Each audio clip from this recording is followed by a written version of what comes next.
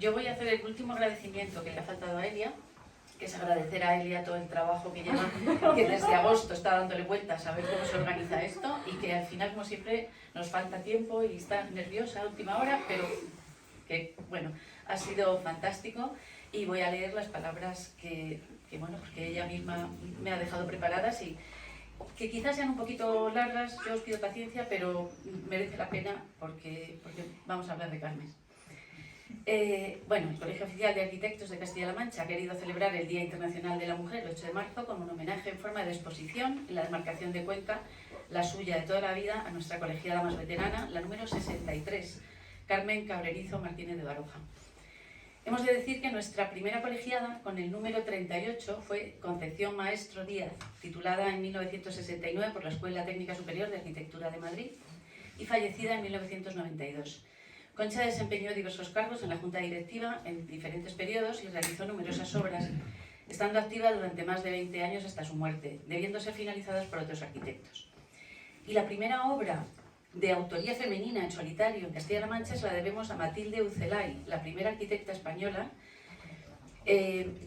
La obra de Matilde es la casa para Marta Segovia de Oswald en el embalse de Entrepeñas, en Chillarón del Rey, de Guadalajara, del año 1964. Bueno, Carmen nació en Madrid el 22 de marzo de 1946, así que dentro de exactamente 2 semanas cumplirá 76 años. Su padre, don Guillermo Cabrerizo Botija, fue arquitecto municipal de Soria, destacando entre sus obras las registradas por la Fundación Docomomo Ibérico, un edificio de viviendas en la calle Nicolás Raval 35 de Soria del año 1935 y 4 viviendas unifamiliares adosadas en la calle Mosquera de Barnuevo 1 en Soria del año 1939. También el grupo de viviendas de San Leonardo de Soria de 1955, firmado junto a don Alejandro de la Sota y publicado en el número 166 de la Revista Nacional de Arquitectura. Fue asimismo académico correspondiente de la Real Academia de Bellas Artes de San Fernando, asumiendo la ponencia para la declaración de Medinaceli como conjunto de interés histórico, artístico y monumental en 1963. Su madre, Carmen, riojana, decidió tener a su primogénita en Madrid porque en Soria en aquel tiempo no había hospital. Para hablar de su infancia, Carmen parafrasea a su poeta favorito, Antonio Machado: mi infancia son recuerdos de un jardín con frutales donde no maduraban más que los ciruelos en verano, nieve en invierno y lilas y peonías en primavera que lindaba al oeste con campo abierto, los prados bellacos, los cuales facilitaban las aventuras y correrías veraniegas.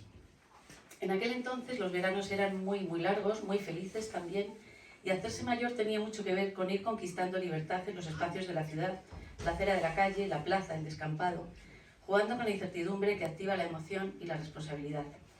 Carmen fue una niña sin amigas de su edad, pero tenía los amigos de sus hermanos y también muy pronto la responsabilidad de su cuidado, pues eran 8. Recuerda su adolescencia rodeada por la misma razón de muchos adolescentes y de nuevo los veranos se le aparecen como algo fantástico, y más cuando su padre amplió el jardín de su casa y construyó una gran piscina que se llenaba de amigos de sus hermanos, sus amigos. El contrapunto a este estallido de alegría y de colorido lo ponía el colegio de monjas, solo femenino, muy gris y muy aburrido. Carmen pertenecía al grupo de las niñas buenas. En este ambiente familiar es fácil entender por qué Carmen se inclinó por estudiar arquitectura. Había visto a su padre despachar en casa con los aparejadores y delineantes con quienes trabajaba en sus proyectos particulares y sobre todo le había visto en su oficina del ayuntamiento y le había acompañado a algunas visitas de obra durante los veranos. Cuando terminó la reválida de 6º curso simplemente lo planteó a sus padres y estuvieron de acuerdo. El preuniversitario lo hizo en el Instituto Beatriz Galindo de Madrid con 17 años y todas las ganas de comerse un mundo que se le acababa de abrir. En 1963, para estudiar arquitectura, antes había que hacer un selectivo de ciencias y un curso de iniciación. Carmen empezó haciendo primero de química en la Facultad de Ciencias y afortunadamente en 1964 se implantó un nuevo plan y se abrió la matrícula para arquitectura, carrera en la que en Madrid se iniciaron 3.000 estudiantes en 6 grupos de 500 cada uno. Ella recuerda el primer curso como una larga noche en blanco. Las asignaturas que entonces denominaban teóricas, matemáticas, física y que ahora se llaman propedéuticas no le gustaban. Prefería el dibujo y luego los proyectos donde tuvo la suerte de contar entre sus profesores con Antonio Fernández Alba en segundo o con Javier Carvajal en tercero. Le parece que fueron años muy creativos, descubriendo a los grandes maestros de la arquitectura. En tercero, junto con su novio, Manuel Berlanga, consiguió un sobresaliente en proyectos. Las relaciones con sus compañeros eran buenas, había unas 4 o 5 mujeres en cada grupo de 500 estudiantes y no percibían ninguna diferencia de trato por parte del profesorado respecto a los hombres. La relación con los profesores también era buena y mejor aún en los últimos cursos.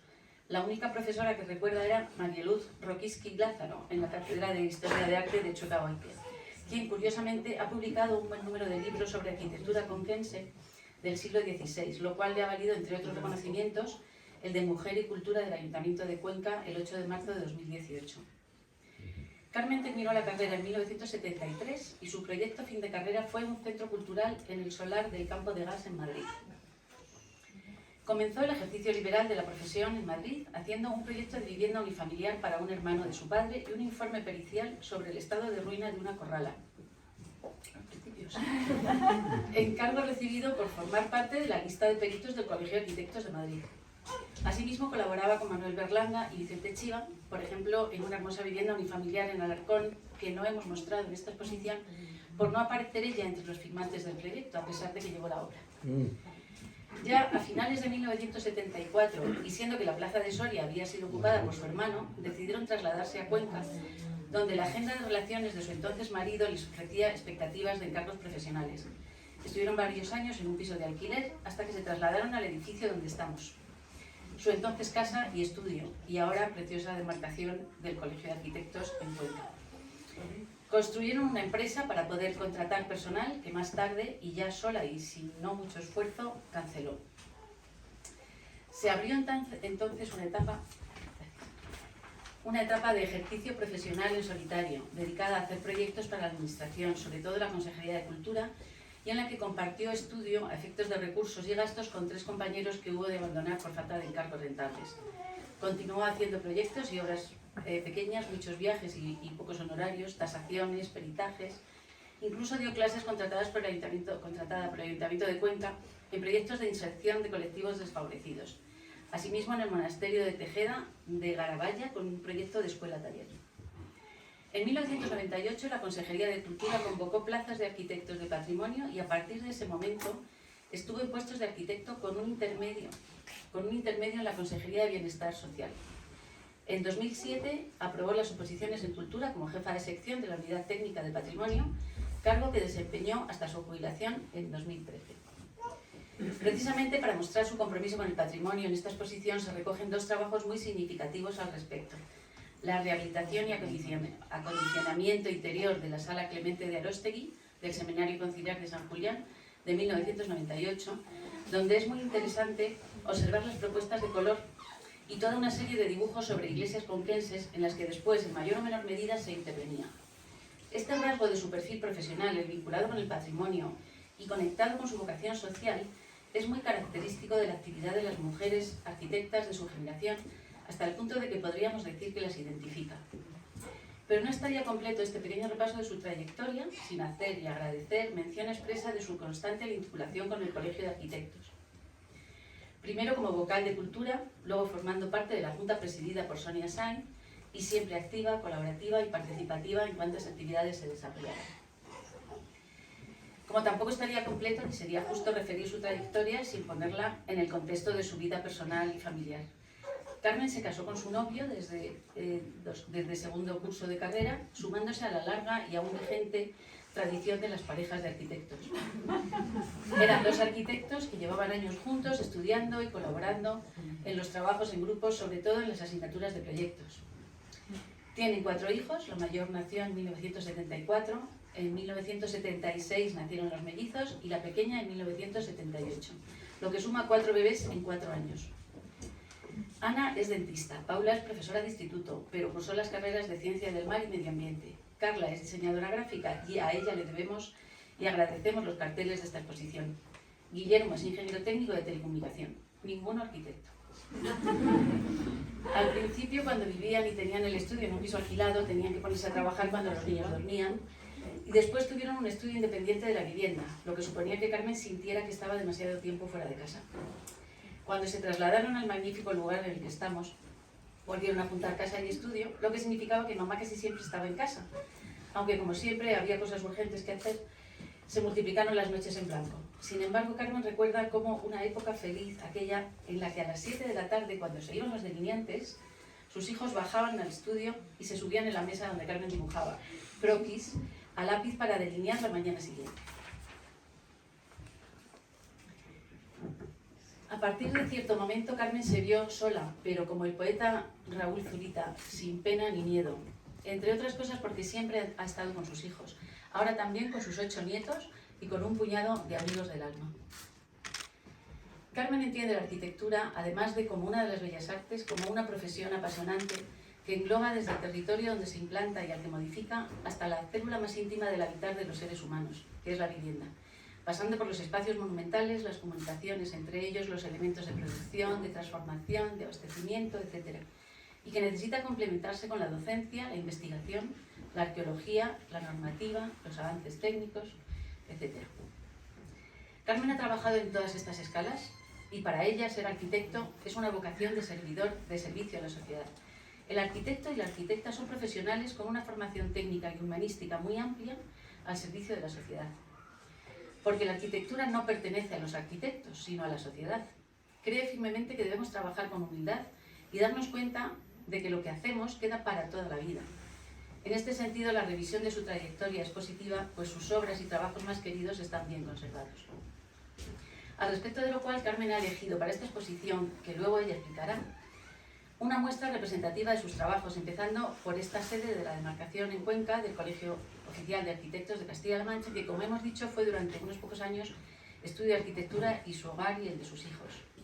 Hay también una serie de intervenciones en planes urbanísticos desarrollados con un gran respeto por el medio rural y planos para la elaboración del catálogo de bienes de interés cultural, el encargo de la Junta de Comunidades de Castilla-La Mancha y estudios sobre tipologías de arquitectura vernácula y tradicional de Cuenca, previos a la redacción del planeamiento en pueblos como Cañaveras o El Pozuelo.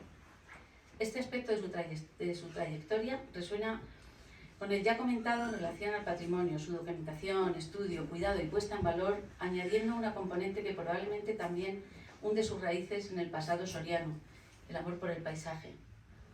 Evidentemente no se han obviado algunos de sus más representativos trabajos de la etapa en la que colaboró con otros colegas, destacando en 1975 las viviendas y locales del edificio Vergel, en la esquina de las calles del General Fanjul y de las Torres, una elegante interpretación del edificio Girasol de José Antonio Coders en Madrid de 1966, en el cual el giro de la ordenación en planta respecto a las alineaciones de fachada permite no solo un óptimo aprovechamiento del espacio, sino además un plástico juego de quiebros en las fachadas subrayados por la agrupación en vertical de macizos y vanos.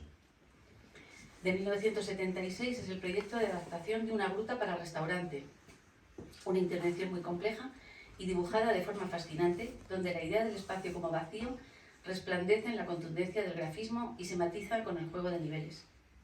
El proyecto de oficinas para la Caja Rural en la Plaza de la Hispanidad es de 1983, y en este caso la referencia culta hay que buscarla en la elegancia de la composición por bandas horizontales de Mendelssohn, con un guiño incluido a los volúmenes cilíndricos con lo que se articula la inverosímil por pequeña esquina y el principal núcleo de comunicación vertical. En todos estos proyectos, cuidadosa e intencionadamente escogidos, se hace evidente además el amor por el dibujo como forma específica de conocer, pensar y hacer la arquitectura.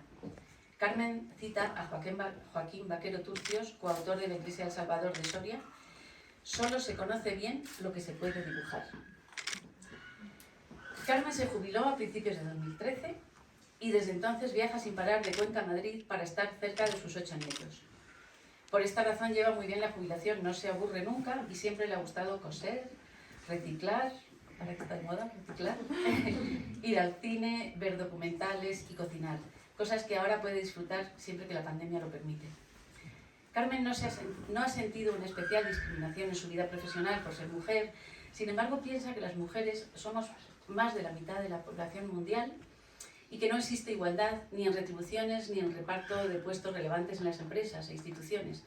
Hay países en los que la situación de la mujer es sangrante y en otros que se consideran avanzados existen rebrotes de machismo impropios de una sociedad madura, a veces entre los más jóvenes, lo cual es preocupante. Y por ello mismo está bien pararse un día al año, el 8 de marzo, y recordarlo. Después de siglos de discriminación por razón de género en todos los ámbitos de la vida, no está de más plantear esta cuestión para que la sociedad comprenda que desperdiciar el potencial de más de la mitad de la población es inadmisible también en la arquitectura. Carmen cree que existe una percepción distinta del espacio entre arquitectos y arquitectas, pero que en vez de propiciar enfrentamientos o discusiones infructuosas, los profesionales de la arquitectura deberían centrarse en las coincidencias, para buscar una arquitectura y un urbanismo más empático con las necesidades actuales de este planeta y para abordar los retos a los que se van a enfrentar nuestros hijos y nietos.